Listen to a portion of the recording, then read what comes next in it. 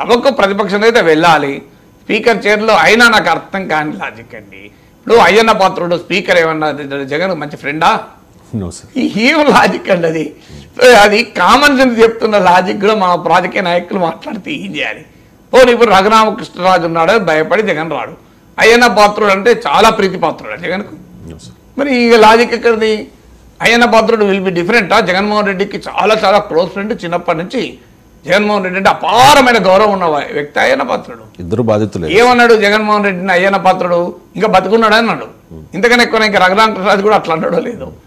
అందువల్ల అది ఇష్యూ కాదు. ఆయన అయ్యన్న పాత్రుడికో రఘురామకృష్ణరాజుకో ఆ సీట్లో కూర్చుని పెట్టడం జగన్ పట్ల వాళ్ళకున్న వ్యతిరేకత గీట్రాయిగా ఇచ్చారా? అది చెప్పమనండి పోనీ అనిత గారిని, ఇంకెవరినన్నా. ఓహో, అంటే జగన్ను ఎంతో ద్వేషిస్తారు అనే ప్రాతిపదిక పైన స్పీకర్ డిప్యూటీ స్పీకర్లు డిసైడ్ చేస్తారా? ఆ మాటకైతే తమ్మినేని సీతారామన్ స్పీకర్గా ఉండే, ఆయన చంద్రబాబు నాయుడు క్యాబినెట్లో మంత్రిగా ఉండే. మరి చంద్రబాబు నాయుడు మంత్రిగా పనిచేస్తున్నాడు, చంద్రబాబు నాయుడు పట్ల ఎంత అగౌరవంగా ఉన్నాడు. స్పీకర్ చైర్లో ఉన్నాడు అని మర్చిపోయి కూడా చంద్రబాబు నాయుడు మాట్లాడాడు కదా. సో అందువల్ల ఆ సభా సాంప్రదాయాలు ఎప్పుడో మంట కలిశాయి. అందులో రఘురామకృష్ణరాజు కూర్చున్నా, అయ్యన్న పాత్రుడు కూర్చున్నా, వీళ్ళిద్దరు కాక ఇంకోరు కూర్చున్నా సభ వేరే రకంగా ఉంటుంది అనుకోను. అయినా డిప్యూటీ స్పీకర్ సభలో ఉండేది చాలా అధ్యక్ష స్థానం ఉండేది చాలా తక్కువ సమయమే. నార్మల్గా స్పీకరే కూర్చుంటారు. Okay, deputy speaker panel speakers ఉంటారు కదా, మరి వాళ్ళు కూడా కూర్చున్నా ఇదే జరుగుతుంది కదా. ఇప్పుడు ప్యానల్ స్పీకర్లు సభలో రాజకీయ పార్టీలకు ఉన్న స్ట్రెంత్ను బట్టి ప్యానల్ స్పీకర్స్ ఉంటారు. సో ప్యానల్ స్పీకర్లు కూడా ఉండొచ్చు కదా. జగన్ బాగా వ్యతిరేకించే వాళ్ళు, జగన్ అంటే సహించలేని వాళ్ళు ఉండొచ్చు కదా. పోనీ తెలుగుదేశంలో జగన్ ప్రేమించే వాళ్ళు ఎవరు ఉన్నారు చెప్పండి. అందువల్ల ఇది రాజకీయంగా మాట్లాడుకోవడానికి పనికొస్తుంది తప్ప కానీ ఆ సీట్లో ఎవరున్నారన్న దాంతో సంబంధం లేదు. జగన్మోహన్ రెడ్డికి కలిగే గౌరవమో అగౌరవమో సేమ్ ఉంటుంది. అయినా సభకు పోవాలన్నది ఫ్యాక్ట్. అగౌరవాలు ఉంటాయి. అందులో చంద్రబాబు నాయుడు పట్ల గతంలో అనుసరించిన వైఖరి పట్ల జగన్మోహన్ రెడ్డికి ఇప్పుడు నీతి సూత్రాలు చెప్పే నైతిక హక్కు లేదు. ఇప్పుడు ధర్మబద్ధంగా అసెంబ్లీలో నాకు చాలా గౌరవంగా ప్రతిపక్ష నాయకుడిగా హోదా ఇచ్చి గౌరవించాలి అంటే అది సాధ్యం కాదు. రాజకీయాల్లో ఏ విలువలు మీరు పాటిస్తారో అవే విలువలు డిమాండ్ చేయాలి. అందువల్ల ఒకవేళ చంద్రబాబు నాయుడుకి చాలా గౌరవం జగన్మోహన్ రెడ్డి ఇచ్చుంటే ఇవాళ కనుక జగన్మోహన్ రెడ్డి గౌరవం ఇవ్వకపోతే ప్రజలే తిరుగుబాటు చేసేవాళ్ళు. ఇదేంటి అన్యాయం కదా. చూడు జగన్మోహన్ రెడ్డి ఎంత రెస్పెక్ట్ ఇచ్చాడు చంద్రబాబు నాయుడుకు, ఈయన చంద్రబాబు నాయుడు ఇస్తలేడని ప్రజలు అసహించుకునేవాళ్ళు కదా. అందువల్ల జగన్మోహన్ రెడ్డి ఒక మంచి అవకాశాన్ని కోల్పోయారు 5 ఏళ్ళు ముఖ్యమంత్రిగా ఉన్న సమయంలో. అప్పుడు ఆయన ఏం ఆర్గ్యుమెంట్ చేశారు? నన్ను అంతకుముందు 5 ఏళ్ళు ఇట్లే చేశారు కదా అని. దేర్ నో ఎండి మీరు గుడ్డు ముందా కోడి ముందా అన్నట్టు ఉంటుంది. ఎవరైనా ఇంకొకరు ఎలా ఉంటారన్న దానిపైన ఆధారపడి నీ బిహేవియర్ ఉండకూడదు. Your behaviour should be defined by your standards. Chandrababu Naidu హయాంలో అసెంబ్లీ ఎలా ఉండాలి అన్నది చంద్రబాబు నాయుడు ప్రమాణాలతో చూడాలి తప్ప జగన్మోహన్ రెడ్డి ఉన్నాడు కనుక మేము ఉంటామంటే జగన్మోహన్ రెడ్డి చంద్రబాబు నాయుడు తేడా ఏంటి అని అంటారు. Chandrababu Naidu should demonstrate his own values, his own standards కదా. లేదు నేను జగన్మోహన్ రెడ్డి వాల్యూస్, జగన్మోహన్ రెడ్డి స్టాండర్డ్స్కి అనుగుణంగానే నేను పాలిస్తా, అసెంబ్లీ నిర్వహిస్తా అంటే there no difference between the two. ఇద్దరిలో తేడా ఏమున్నది అనుకోవాల్సి ఉంటుంది. అసెంబ్లీ డిప్యూటీ స్పీకర్గా రఘురామకృష్ణరాజుకు అవకాశం దక్కింది సార్. ఆయన నామినేషన్ వేశారు, మరొకరు ఎవరు నామినేషన్ వేయకపోవడంతో ఆయన ఎన్నిక ఏకగ్రీవం అయింది. ఇవాళ మధ్యాహ్నం 2:39 డిప్యూటీ స్పీకర్గా రఘురామకృష్ణరాజు ప్రమాణ స్వీకారం చేయబోతూ ఉన్నారు. ఇక హోంమంత్రి అనిత చెప్తూ ఉన్నారు సార్, మైక్ ఇవ్వడం లేదు, అసెంబ్లీలో ప్రతిపక్ష హోదా ఇవ్వడం లేదు కాబట్టి జగన్మోహన్ రెడ్డి అసెంబ్లీకి రాను అన్నాడు కదా. ఒకవేళ ఇప్పుడు ప్రతిపక్ష హోదా ఇస్తామన్నా మైక్ ఇస్తామన్నా కూడా రాడు అంటూ ఎద్దేవా చేస్తున్న పరిస్థితి. చాలామంది Telugu Desam party and Janasena party నాయకులు కూడా ఆ రకంగానే కామెంట్ చేస్తూ ఉన్నారు sir. So Raghurama deputy speaker చైర్లో స్పీకర్ చైర్లో కూర్చుంటే జగన్ భయపడతాడు అనేది వాళ్ళ వెర్షన్. దానికి ఏమున్నది టెస్టింగ్ చాలా ఈజీ టెస్ట్ కదా. ప్రతిపక్ష హోదా ఇచ్చేసి మైక్ ఇచ్చేసారు అనుకోండి, భయపడతారో తేలిపోతుంది కదా.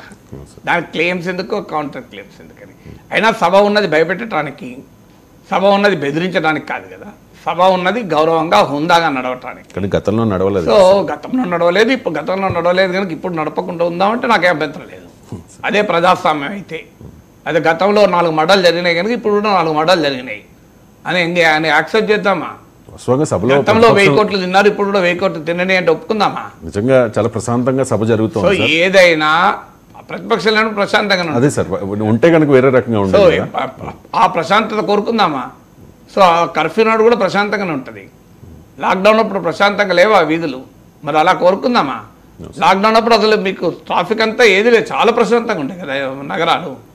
మరి ప్రశాంతత కాదు కోరుకోవాల్సింది, ప్రజా సమస్యల పైన వాద ప్రతివాదాలకు సభ వేదిక ఉండాలి. ప్రశాంతత కావాలని ఎవరన్నారండి? సభలు ఉన్నాయి ప్రశాంతత కొరకు కాదు కదా. ఈ సభ ఉన్నది ఏమన్నారు? అకాడమిక్ స్పీచ్ల కొరక అండి. సభ ప్రజా సమస్యలపైన, భిన్నమైన విధానాలపైన మీరు ప్రభుత్వాన్ని, ప్రతిపక్షాలు నిలదీయాలి. ప్రతిపక్షం చెప్పినదాన్ని ప్రభుత్వం గౌరవం ఇవ్వాలి. అది కదా సభ. ప్రశాంతంగా ఉండడానికి సభలు పెట్టుకోరండి. సభ రాజకీయంగా ఒక వేదికది, ప్రజా వేదిక. ఎక్కడ ప్రపంచంలో ఏ సభ ప్రశాంతంగా ఉండదు. అది ఉండడం అంటే సభే కాదు, అది రాజకీయ సభే కాదు. నేను అందుకే అంటున్నా, మీరు లాక్డౌన్ అప్పుడు చాలా ప్రశాంతంగా ఉంటే ఆ ప్రశాంతత మనం కోరుకుంటామా? సో అందువల్ల సభలు ప్రశాంతతకు ప్రతి సభలకు మనం వేయద్దు. చర్చల వాడి వేడిని బట్టి సభ యొక్క క్వాలిటీ డిసైడ్ చేయాలి. సో అందువల్ల సభలో మనం కోరుకునేది భయపడము, బెదిరించడం ఇది కాదు. అది గతంలో చేయలేదంటే నేనే చాలాసార్లు ఇప్పుడు చంద్రబాబుకి ఇచ్చిన గౌరవం బాగుండుంటే ఇవాళ ఈ సమస్య వచ్చేది కాదని. కానీ గతమే ఆదర్శమైతే ఎన్నికల్లో ప్రభుత్వాలు ఎందుకు పడిపోవాలి?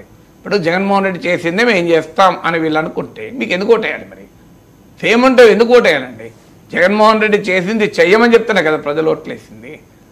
జగన్మోహన్ రెడ్డి చేయలేదా మేము చేస్తామంటే మన ప్రజలు మీకు ఎందుకు ఓటేయాలి? వాళ్ళు ఎవరుంటుంది ఏ రాయితీని తలకాయలో కొట్టుకోవడానికి?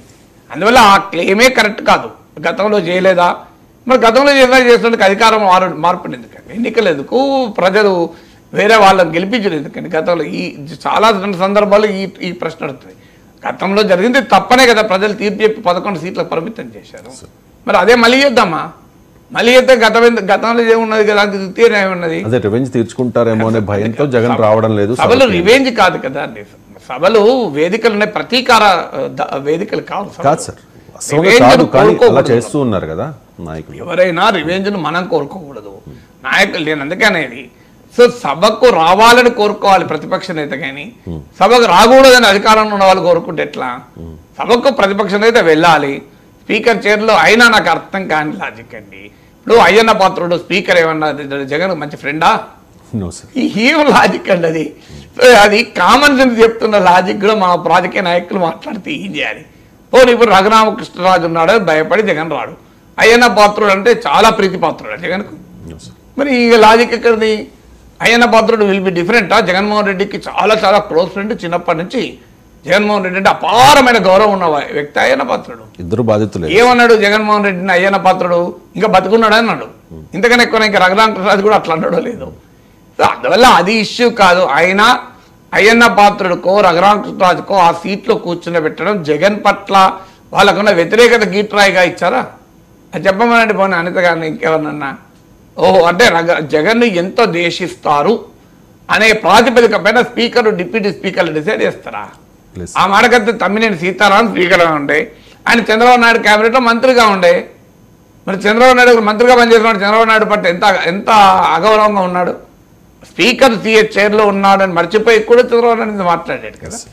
సో అందువల్ల ఆ సభా సాంప్రదాయాలు ఎప్పుడో మంట కలిశాయి. అందులో రఘురామకృష్ణరాజు కూర్చున్నా, అయ్యన్న పాత్రుడు కూర్చున్నా, వీళ్ళిద్దరు కాక ఇంకోరు కూర్చున్నా సభ వేరే రకంగా ఉంటుంది అనుకోను. అయినా డిప్యూటీ స్పీకర్ సభలో ఉండేది చాలా, అధ్యక్ష స్థానం ఉండేది చాలా తక్కువ సమయమే. నార్మల్గా స్పీకరే కూర్చుంటారు. ఓకే, డిప్యూటీ స్పీకర్లు ప్యానల్ స్పీకర్స్ ఉంటారు కదా, మరి వాళ్ళు కూడా కూర్చున్నది ఇదే జరుగుతుంది కదా. ఇప్పుడు ప్యానల్ స్పీకర్లు సభలో రాజకీయ పార్టీలకు ఉన్న స్ట్రెంత్ను బట్టి ప్యానల్ స్పీకర్స్ ఉంటారు. సో ప్యానల్ స్పీకర్లు కూడా ఉండొచ్చు కదా. జగన్ బాగా వ్యతిరేకించే వాళ్ళు, జగన్ అంటే సహించలేని వాళ్ళు ఉండొచ్చు కదా. పోనీ తెలుగుదేశంలో జగన్ ప్రేమించే వాళ్ళు ఎవరు ఉన్నారు చెప్పండి. అందువల్ల ఇది రాజకీయంగా మాట్లాడుకోవడానికి పనికొస్తుంది తప్ప కానీ ఆ సీట్లో ఎవరున్నారన్న దాంతో సంబంధం లేదు. జగన్మోహన్ రెడ్డికి కలిగే గౌరవమో అగౌరవమో సేమ్ ఉంటుంది. అయినా సభకు పోవాలన్నది ఫ్యాక్ట్. అగౌరవాలు ఉంటాయి. అందులో చంద్రబాబు నాయుడు పట్ల గతంలో అనుసరించిన వైఖరి పట్ల జగన్మోహన్ రెడ్డికి ఇప్పుడు నీతి సూత్రాలు చెప్పే నైతిక హక్కు లేదు. ఇప్పుడు ధర్మబద్ధంగా అసెంబ్లీలో నాకు చాలా గౌరవంగా ప్రతిపక్ష నాయకుడిగా హోదా ఇచ్చి గౌరవించాలి అంటే అది సాధ్యం కాదు. రాజకీయాల్లో ఏ విలువలు మీరు పాటిస్తారో అవే విలువలు డిమాండ్ చేయాలి. అందువల్ల ఒకవేళ చంద్రబాబు నాయుడుకు చాలా గౌరవం జగన్మోహన్ రెడ్డి ఇచ్చుంటే ఇవాళ కనుక జగన్మోహన్ రెడ్డి గౌరవం ఇవ్వకపోతే ప్రజలకు తిరుగుబాటు చేసేవాళ్ళు. ఇదేం అన్యాయం కదా. చూడు జగన్మోహన్ రెడ్డి ఎంత రెస్పెక్ట్ ఇచ్చాడు చంద్రబాబు నాయుడుకు, ఈయన చంద్రబాబు నాయుడు ఇస్తలేడని ప్రజలు అసహించుకునేవాళ్ళు కదా. అందువల్ల జగన్మోహన్ రెడ్డి ఒక మంచి అవకాశాన్ని కోల్పోయారు 5 ఏళ్ళు ముఖ్యమంత్రిగా ఉన్న సమయంలో. అప్పుడు ఆయన ఏం ఆర్గ్యుమెంట్ చేశారు, నన్ను అంతకుముందు 5 ఏళ్ళు ఇట్లే చేశారు కదా అని. దేర్ నో మీరు గుడ్డు ముందా కోడి ముందా అన్నట్టు ఉంటుంది. ఎవరైనా ఇంకొకరు ఎలా ఉంటారన్న దానిపైన ఆధారపడి నీ బిహేవియర్ ఉండకూడదు. Your behaviour should be defined by your standards. Chandrababu Naidu హయాంలో అసెంబ్లీ ఎలా ఉండాలి అన్నది చంద్రబాబు నాయుడు ప్రమాణాలతో చూడాలి తప్ప జగన్మోహన్ రెడ్డి ఉన్నాడు కనుక మేము ఉంటామంటే జగన్మోహన్ రెడ్డి చంద్రబాబు నాయుడు తేడా ఏంటి అని అంటారు. Chandrababu Naidu should demonstrate his own values, his own standards కదా. లేదు నేను జగన్మోహన్ రెడ్డి వాల్యూస్ జగన్మోహన్ రెడ్డి స్టాండర్డ్స్కి అనుగుణంగానే నేను పాలిస్తా అసెంబ్లీ నిర్వహిస్తా అంటే there no difference between the two. ఇద్దరిలో తేడా ఏముండదు అనుకోవాల్సి ఉంటుంది. అసెంబ్లీ డిప్యూటీ స్పీకర్గా రఘురామకృష్ణరాజుకు అవకాశం దక్కింది సార్. ఆయన నామినేషన్ వేశారు, మరొకరు ఎవరు నామినేషన్ వేయకపోవడంతో ఆయన ఎన్నిక ఏకగ్రీవం అయింది. ఇవాళ మధ్యాహ్నం 2:39 డిప్యూటీ స్పీకర్గా రఘురామకృష్ణరాజు ప్రమాణ స్వీకారం చేయబోతూ ఉన్నారు. ఇక హోంమంత్రి అనిత చెప్తూ ఉన్నారు సార్, మైక్ ఇవ్వడం లేదు, అసెంబ్లీలో ప్రతిపక్ష హోదా ఇవ్వడం లేదు కాబట్టి జగన్మోహన్ రెడ్డి అసెంబ్లీకి రాను అన్నాడు.